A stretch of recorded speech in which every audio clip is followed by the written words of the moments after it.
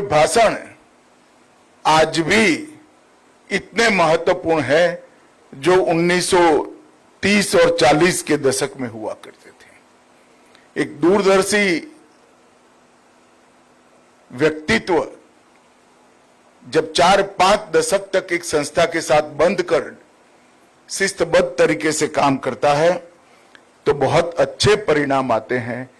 पूजनीय गुरु जी का जीवन उसी का बहुत बड़ा उदाहरण है।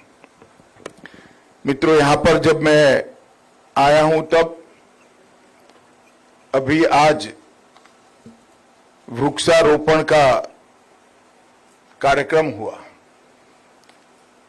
मेरे हाथ से अगर के वृक्ष का पौधारोपण यहां पर कराया गया। 2019 से लेकर आज तक हमारे सभी सीएपीएफ ने जवानों ने लगभग 6 करोड़ 40 लाख वृक्षों को लगाने का काम किया है। इस साल हमने थोड़े कम वृक्ष लगाने का निर्णय किया है। इस साल हम 40 लाख से 60 लाख वृक्ष लगाने वाले हैं, परंतु हमने ये तय किया है कि लगाए हुए वृक्षों में से जो वृक्ष बच नहीं पाए वो सबको पुनः लगाने का काम इस वर्ष में हम करने वाले हैं। और अगले साल हम सबका एक सामूहिक संकल्प बनने वाला है कि अगले साल एक ही वर्ष में सीएपीएफ के जवान 2 करोड़ से ज्यादा वृक्षों का लगाने का काम करेंगे और पर्यावरण की और देश की सेवा करेंगे। आज विश्व पर्यावरण दिन है। हम सब जानते हैं कि विकास की अंधी दौड़ ने पर्यावरण को बहुत बड़ी क्षति पहुंचाई है। प्रकृति का दोहन करने की जगह प्रकृति का शोषण करने की वृत्ति ने, ये मानवीय स्वभाव ने पूरी पृथ्वी को खतरे में डाला है। पृथ्वी का तापमान के बदलने के कारण जलवायु परिवर्तन और ओजोन के लेयर के बीच में पड़े बड़े बड़े छिद्र ये पृथ्वी को जीने लायक नहीं छोड़ेंगे अगर हम आज जागरूक होकर इसकी क्षति की परिपूर्ति की दिशा में काम नहीं करते। हम सबको मालूम है कि सूर्य की सीधी किरणें अगर पृथ्वी पर पड़ती है तो जीवन नष्ट हो जाएगा। जो सूर्य की किरणें हमारे जीवन का कारण है वो ही हमारे विनाश का कारण बने। ओजोन का जो लेयर बीच में है सूर्य और पृथ्वी के बीच में, वो ही सूर्य की किरणों को मानव और अन्य जीवों के लायक बनाता है। और कार्बन डाइऑक्साइड और अन्य जहरीले गैसों के कारण लगातार ऊपर ये जहरीले गैस जाने के कारण लगातार रासायनिक प्रक्रियाएं अवकाश के अंदर होने के कारण ओजोन के लेयर के अंदर बहुत बड़ी छिद्र बने हैं जो हमारे तापमान को विषम बनाकर रख दिए हैं। इसका एकमात्र उपाय अभी तक जो ढूंढा गया है वो वृक्षों की संख्या को बढ़ाने का है। और मुझे तो आनंद है मेरे जैसे व्यक्ति को कि जिन लोगों ने पर्यावरण का नुकसान किया है वो भी जरा संभले हैं, सचेत भी हुए हैं और ये नुकसान की परिपूर्ति में आगे आकर विश्व का हर देश आज पर्यावरण की चिंता कर रहा है। हमारे प्रधानमंत्री जी ने कई प्रकार के उपाय एक साथ चालू किए हैं। कार्बन डाइऑक्साइड का उत्सर्जन कम हो, इको फ्रेंडली बिजली किस तरह से बनाई जाए, ऊर्जा का खर्च कैसे कम से कम हो, ढेर सारी चीजें एक साथ की है। और एक प्रकार से भारत का मॉडल पेरिस के सम्मेलन में आइडियल मॉडल के रूप में स्वीकारा गया। मगर पेरिस में जब सम्मेलन था, बहुत सारी आशंकाएं विश्व भर के अखबारों में पर्यावरणवादियों ने आर्टिकल लिख कर व्यक्त की थी, क्या भारत ये कर पाएगा? मगर हमने पेरिस घोषणा की हर एक बिंदु को समय के पहले पूरा कर कर हमारा जो ऋग्वेद का संदेश था पर्यावरण की रक्षा करना का, इसके प्रति हमारी प्रतिबद्धता को हमने विश्व के सामने साबित कर कर रखा है। और मुझे आनंद है कि सीएपीएफ के सभी जवान, बीएसएफ के सभी जवान बड़े मनोयोग के साथ एक वृक्ष को अपना भाई बहन बच्चा मानकर इसका जतन कर रहे हैं। और ये सरकारी आदेशों से प्रेरित कार्यक्रम नहीं होना चाहिए, ये हमारी साहजिक आदत होनी चाहिए। और ये साहजिक आदत ही हमें बचा सकती है। हमने सदैव ये सोचना चाहिए कि जो बाढ़ हमारी सीमा की रक्षा करता है, जो बीएसएफ की चौकी हमारी सीमा की रक्षा करती है, वो लगाने में कितने वृक्ष कटे हैं, इतने वृक्ष लगाने की जिम्मेदारी हमारी है। इससे कई ज्यादा वृक्ष लगाने की जिम्मेदारी हमारी है। मुझे बहुत आनंद है कि इसको आप लोग बहुत अच्छे तरीके से कर रहे हैं। आज बीएसएफ 37वीं वाहिनी में जवानों के आवास का ई लोकार्पण और बीएसएफ 57वीं वाहिनी में क्वार्टर गार्ड परिसर का ई शिलान्यास किया गया। जब ये कार्यक्रमों की रचना होती है, मेरी ऑफिस को बड़ी दुविधा होती है कि ये कार्यक्रम क्या गृह मंत्री के हाथ से कराना चाहिए। कई बार वो असमंजस में पड़ते हैं। तब मैं हमेशा कहता हूं, अगर एक आवास के अंदर लगी हुई ट्यूबलाइट भी मेरे सीमा प्रहरी की सुविधा बढ़ाती है, तो मैं वो करने के लिए भी सदैव तैयार होता हूं। और इस भाव के साथ हमने सीमाओं की रक्षा करने वाले जवानों की सुरक्षा की चिंता की है। कई प्रकार के काम किए गए। आपके स्वास्थ्य की चिंता, आपके परिवार के स्वास्थ्य की चिंता, आपके परिवार के रहने के मकान की चिंता, इसके लिए एक प्रकार से एक बहुत बड़ा डेटा बैंक बनाया गया और इलेक्ट्रॉनिक पद्धति से आवासों को चिन्हित किया गया। क्रॉस सीएपीएफ भी उसका देने का निर्णय किया गया। ढेर सारी चीजें करी है, मगर फिर भी मैं समझता हूं कितना भी करे, घर से दूर रहकर सीमा होती है, सीमा पर इसकी सुरक्षा करना बहुत कठिन होता है। मैं अभी कच्छ की बॉर्डर पर दलदली सरहद का भी सरक्रिक में विजिट कर आया। रेगिस्तान के रण में भी मैं जाकर आया हूं, राजस्थान के। और आज यहां जहां मलेरिया होना स्वाभाविक है, बहुत बारिश होती है, ऐसे क्षेत्र में भी मैं आज आया हूं। मैं जानता हूं आपकी कठिनाइयां क्या हैं। कठिनाइयों को आपको सरकार कितनी भी सुविधाएं करे, इसको सहन ही करना पड़ेगा। परंतु मैं एक और बात बताने आया हूं। मैं बचपन से लोगों के बीच में रहकर काम करता हूं। ये आपकी कठिनाइयों का संज्ञान कोई मंत्री या सरकारी बाबू लेते हैं, इससे अनेक गुना संज्ञान देश की जनता लेती है। बीएसएफ का नाम लेते ही उनके मन में एक सम्मान का भाव आता है, अहोभाव आता है। वो बताता है कि आपकी कठिनाइयों को देश की जनता देख भी रही है, महसूस भी कर रही है, और आपके तप, त्याग और एक प्रकार के समर्पण को एक्नॉलेज भी कर रही है।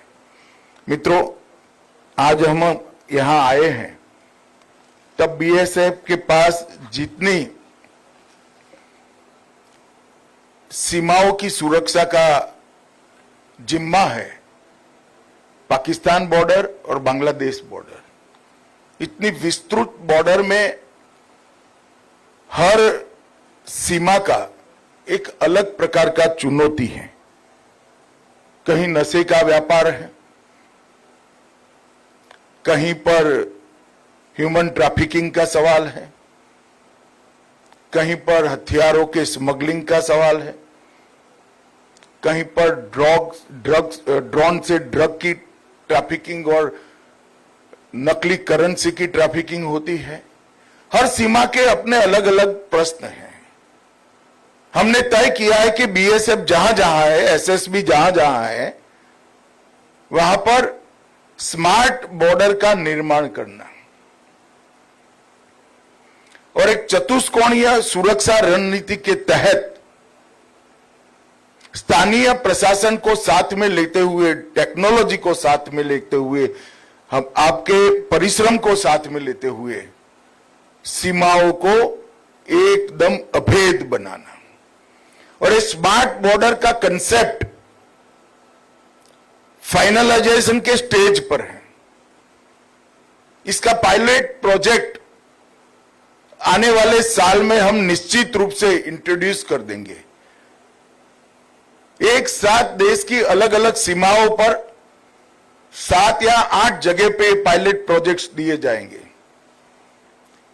परंतु मैं चाहता था कि मेरे साथ भारत सरकार के गृह सचिव, डीआईबी और सीमा सुरक्षा बल के डीजी सभी एक बार ये सीमाओं का प्रत्यक्ष अपनी आंखों से देख ले, जवानों से थोड़ी चर्चा भी हो जाए और इसके आधार पर एक संपूर्ण पायलट प्रोजेक्ट बने।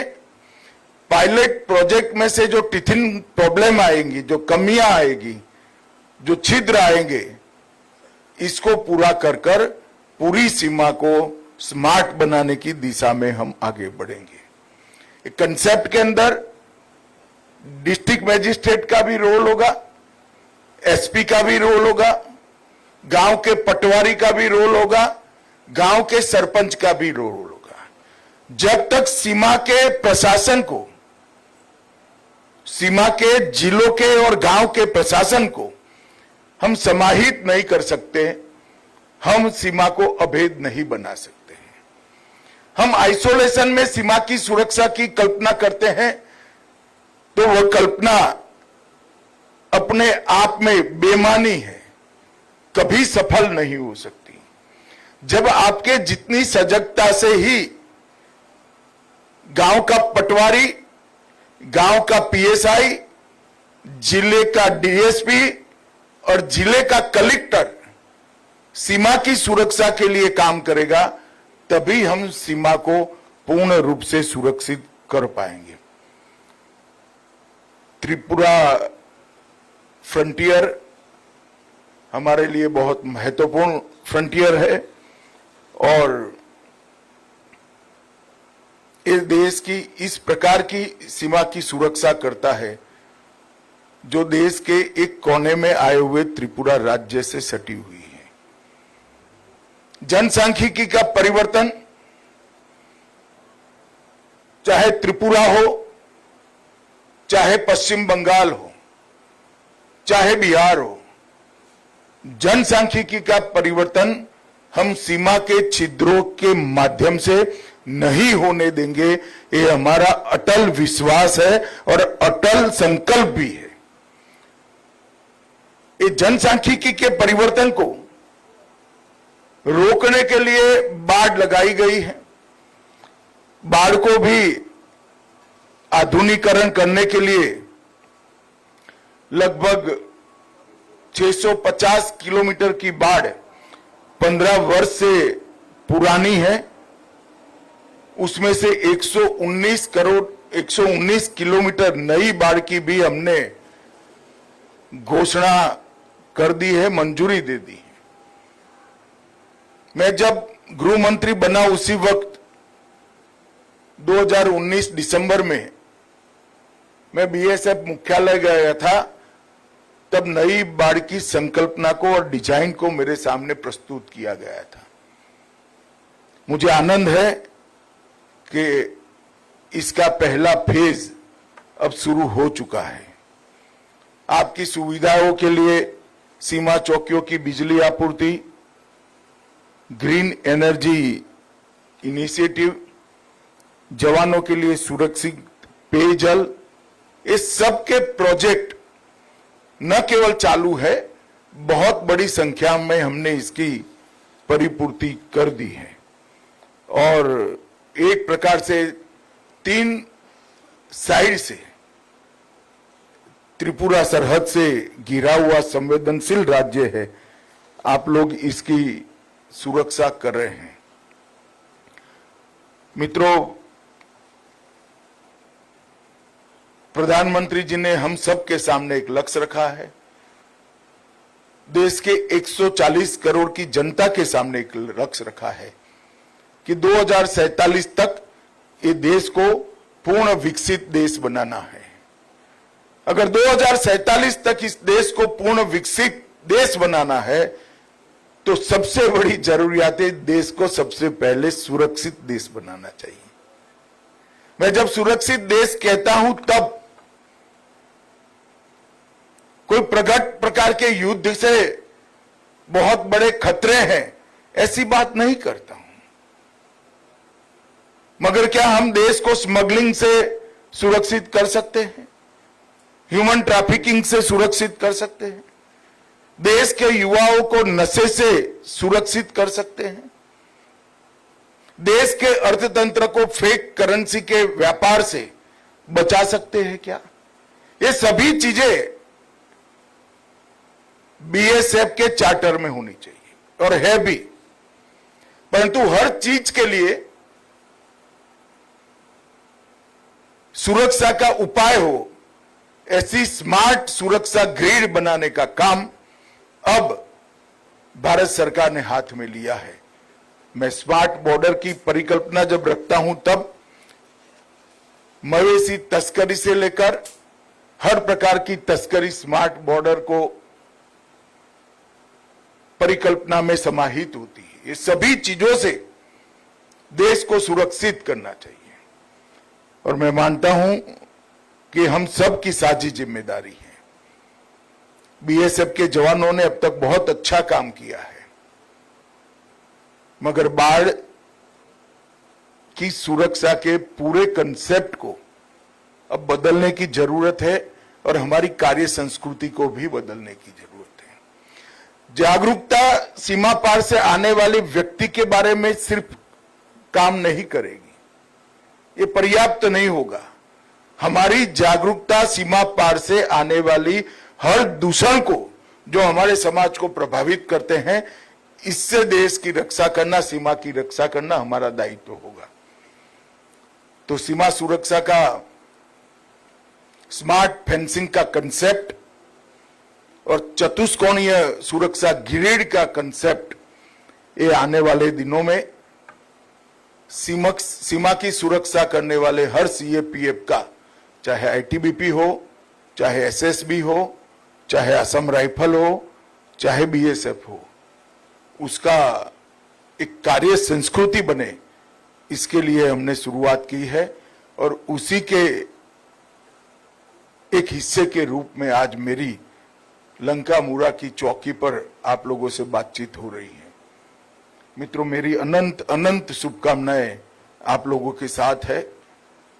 मैं हर बार जब बीएसएफ के कार्यक्रम में जाता हूं, तब कहता हूं, पूरा देश की जनता और विशेषकर भारत का गृह मंत्री रात को सो पाता है क्योंकि आप बॉर्डर पर रात को जगकर हमारे देश की सुरक्षा कर रहे हैं और ये बहुत बड़ा आपका काम है। इसको बड़ी देश की जनता बड़े सम्मान के साथ देखती है। भारत सरकार का गृह मंत्रालय भी इस स्पिरिट को और आपकी कठिनाइयों को बहुत अच्छे तरीके समझते हैं।